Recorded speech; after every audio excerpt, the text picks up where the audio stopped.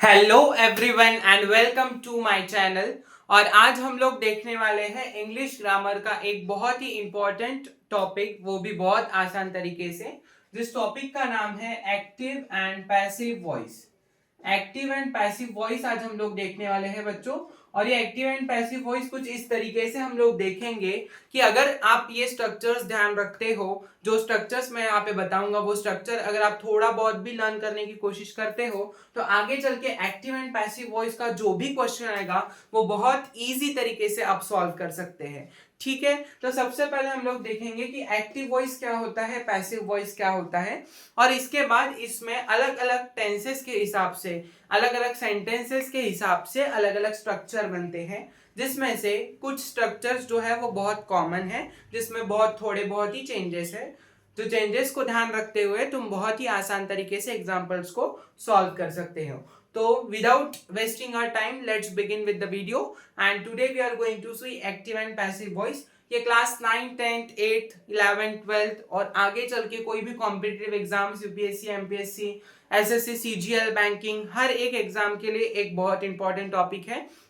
और जहां कहीं भी तुम इंग्लिश ग्रामर पढ़ोगे वहां पे ये टॉपिक तुमको देखने को मिलेगा।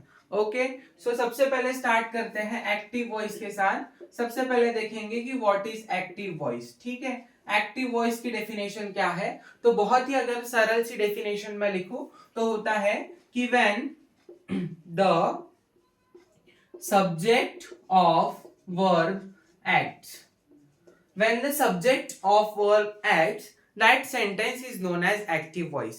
एग्जाम्पल की मदद से समझते हैं। मैंने एग्जाम्पल क्या लिखा, मैंने एग्जाम्पल लिखा Ram pledge cricket. Ram pledge cricket मैंने एक एग्जाम्पल लिखा, सही बात है। अभी इसमें राम क्या है, राम मेरा सब्जेक्ट है। प्लेज क्या है, प्लेज मेरा वर्ब है जो कि V5 फॉर्म में है।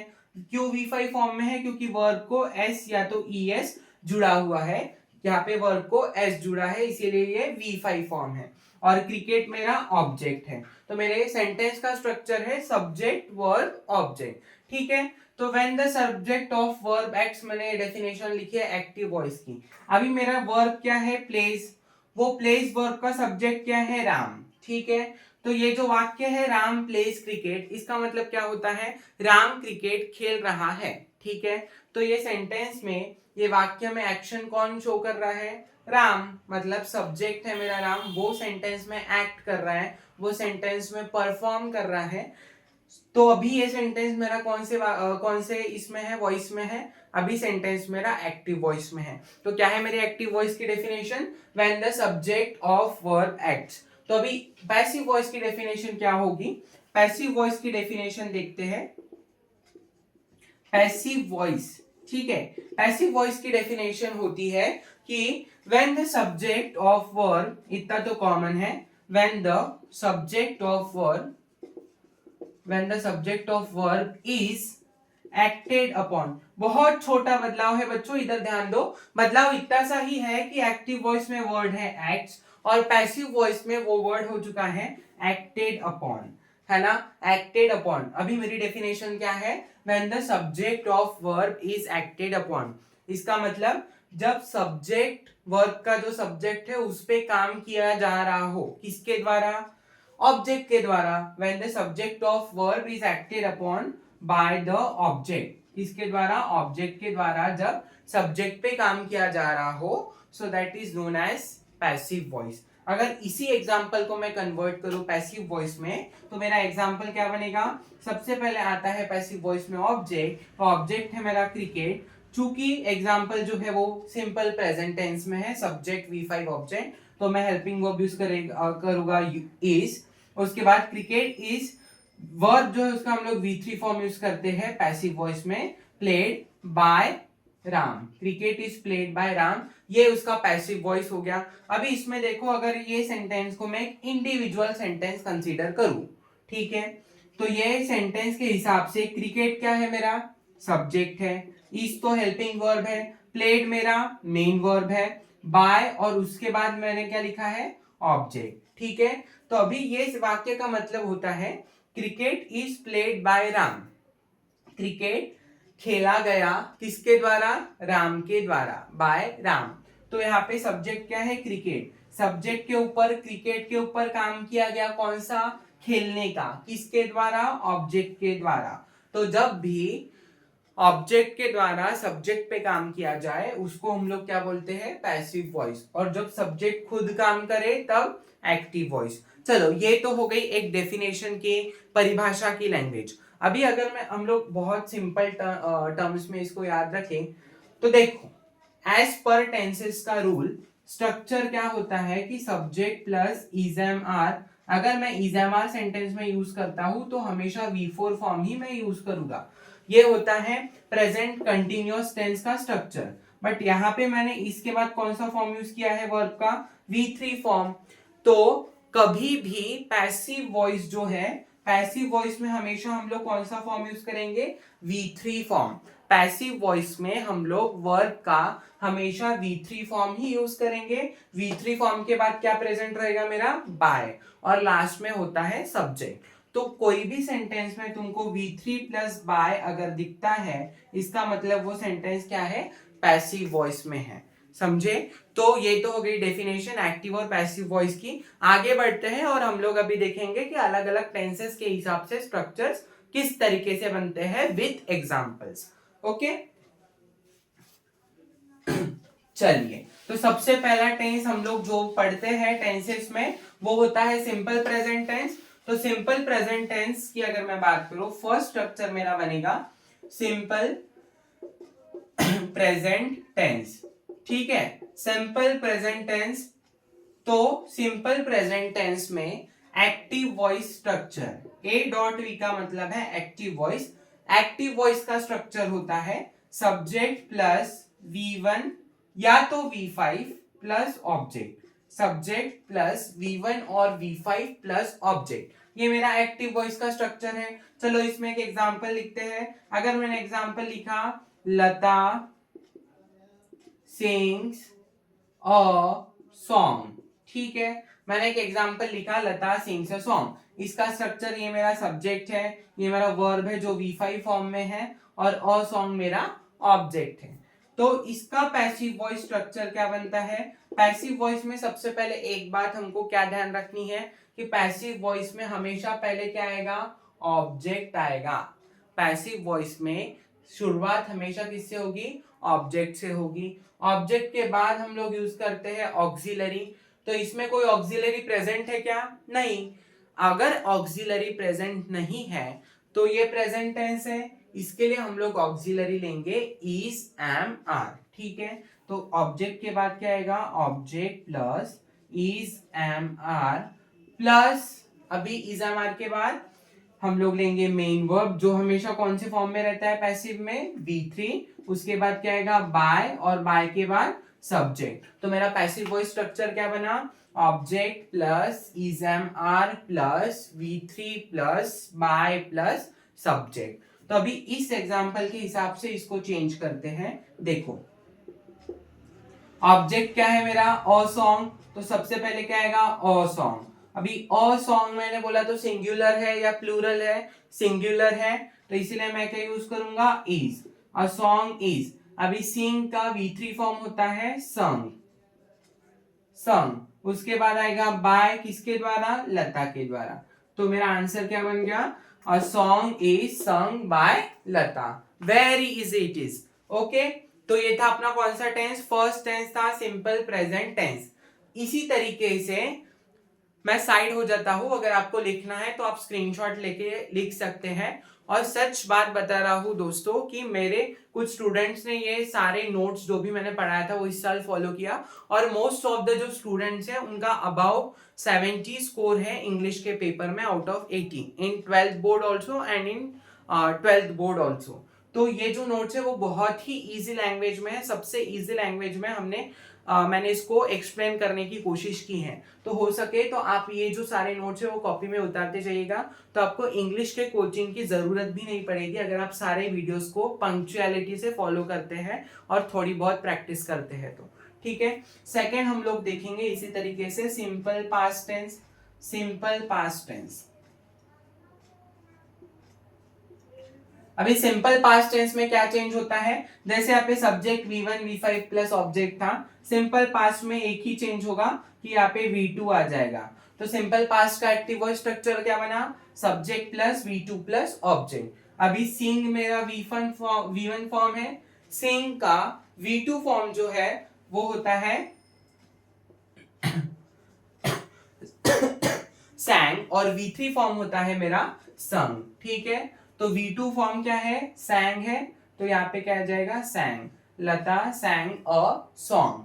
अभी इसी तरीके से यहाँ पे देखो पैसिव वॉइस का स्ट्रक्चर है ना, अगर 1 2 3 स्ट्रक्चर तुमने याद कर लिए तो बाकी के सारे स्ट्रक्चर फ्रेम करना बहुत इजी है। और अगर ये चीज कभी तुम समझ के जाते हो तो टाइम पे कोई भी सेंटेंस आए तुम उसको खुद के मन से आंसर फ्रेम कर सकते हो, क्योंकि इन बोर्ड एग्जाम तुम लर्न करके तो नहीं जा सकते, क्योंकि जो तुमने पढ़ा है उसमें से तो नहीं आने वाला है। जो वर्कबुक में या तो डाइजेस्ट में जो क्वेश्चंस प्रेजेंट है सेम क्वेश्चंस पेपर में नहीं आने वाले हैं, क्वेश्चंस कुछ अलग ही आएंगे। ठीक है, तो यहाँ पे इज़ेमार हमने क्यों लिया था प्रेजेंट में, इज़ेमार हमने इसीलिए लिया था क्योंकि यहाँ पे प्रेजेंट टेंस था।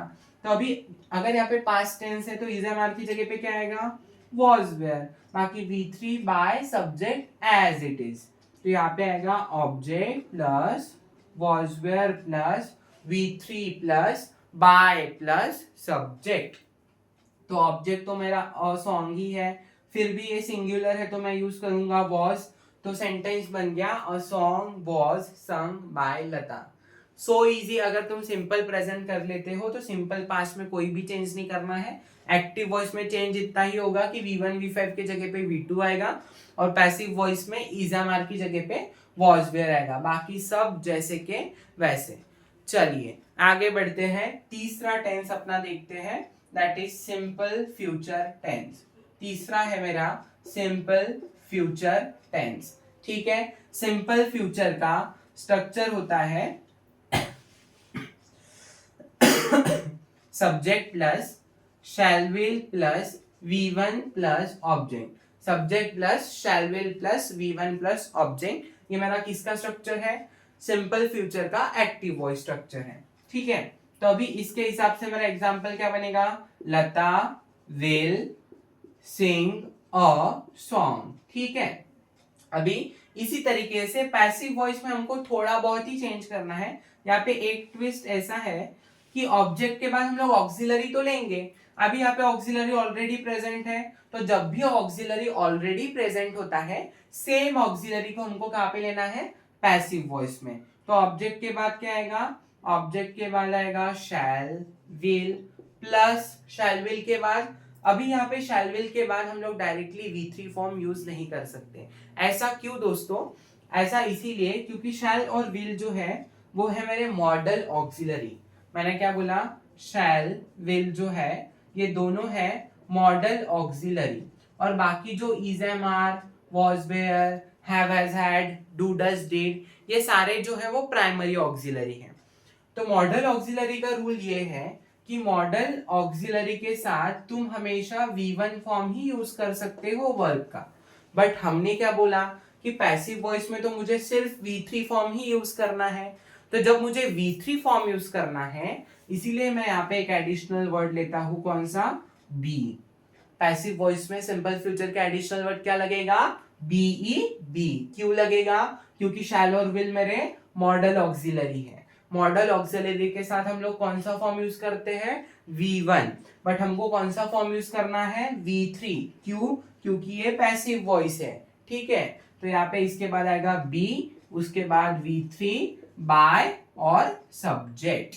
तो मेरा एग्जाम्पल क्या बनेगा, a song will be sung by Lata, a song will be sung by लता।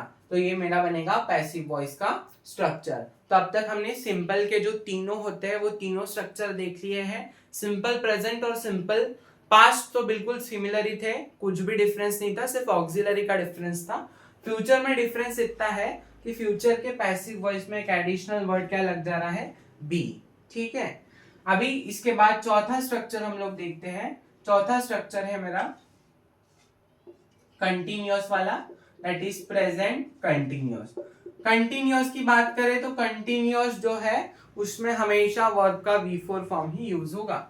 तो प्रेजेंट कंटिन्यूअस का एक्टिव वॉइस स्ट्रक्चर बनता है subject plus is am are plus V4 plus object. तो मेरा एग्जाम्पल क्या बनेगा, Lata is singing a song, Lata is singing a song.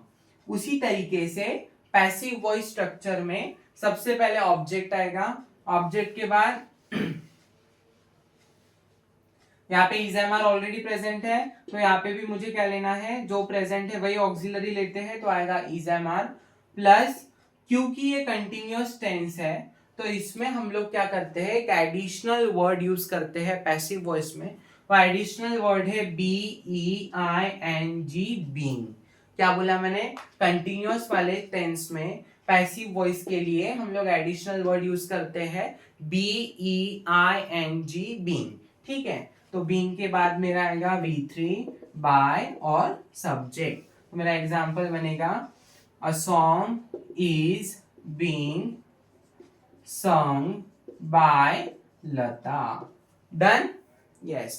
उसी तरीके से देखो, जैसे प्रेजेंट कंटिन्यूअस है, सिंपल प्रेजेंट था और सिंपल पास्ट था, उसमें क्या चेंज हुआ था, सिर्फ ऑक्सिलरी इजएमआर की जगह पे वाज देयर। यहाँ पे भी हमको बिल्कुल सेम चीज करनी है। जैसे ही मैं इसका नाम बदल दूं, प्रेजेंट कंटिन्यूअस के जगह पे अगर मैंने लिया पास्ट कंटिन्यूअस टेंस, तो पास्ट कंटिन्यूअस टेंस का स्ट्रक्चर बनेगा subject plus was were plus V4 plus object. इसके जगह पे आ जाएगा वॉज, यहाँ पे भी इजएमआर की जगह पे आ जाएगा वॉज वेयर, और यहाँ पे भी इसके जगह पे आ जाएगा वॉज।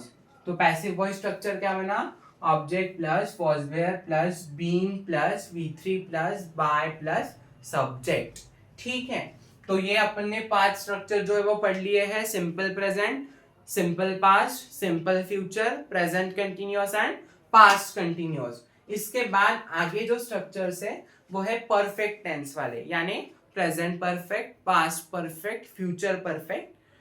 यहाँ पे इसके बाद फ्यूचर कंटिन्यूअस जो है उसका स्ट्रक्चर नहीं बनता, ऐसा इंग्लिश में रूल है कि फ्यूचर कंटिन्यूअस जो है उसका एग्जाम्पल आता भी है तो उसका पैसिव वॉइस का कोई स्ट्रक्चर एग्जिस्ट ही नहीं करता, सो उसमें नो चेंज होगा। उसी तरीके से जो परफेक्ट कंटिन्यूअस वाले स्ट्रक्चर्स है, जैसे present perfect continuous, past perfect continuous, future perfect continuous, इसके भी स्ट्रक्चर्स नहीं बनेंगे। तो इसके बाद अपने 3 स्ट्रक्चर्स है, present perfect, past perfect and future perfect, और 9th वाला है मेरा इंपरेटिव सेंटेंस, और एक है मेरा मॉडल ऑक्सिलरी। ऐसे 5 स्ट्रक्चर्स जो है वो अभी भी हमारे पढ़ने के बाकी है, जो हम लोग पार्ट 2 में पढ़ेंगे, एक्टिव एंड पैसिव वॉइस के पार्ट 2 में पढ़ेंगे। सो दोस्तों, आपको वीडियो कैसा लगा ये प्लीज कमेंट में बताइएगा, ताकि हमको और मोटिवेशन मिले और अच्छे अच्छे वीडियोस आपके लिए बनाने का। और अगर ऐसा ही आपका सपोर्ट मिलता रहा तो हम लोग पूरा इंग्लिश ग्रामर जो है वो यही चैनल पे बहुत ही इजी वे में इंग्लिश पूरा सब्जेक्ट आपका कवर हो जाएगा with writing skills and text book. ठीक है, तो अभी आज हमने 5 स्ट्रक्चर देखे, अगले 5 स्ट्रक्चर हम लोग पार्ट 2 में देखेंगे। तब तक के लिए थैंक यू, देखते रहिए, please subscribe and like the video. Thank you.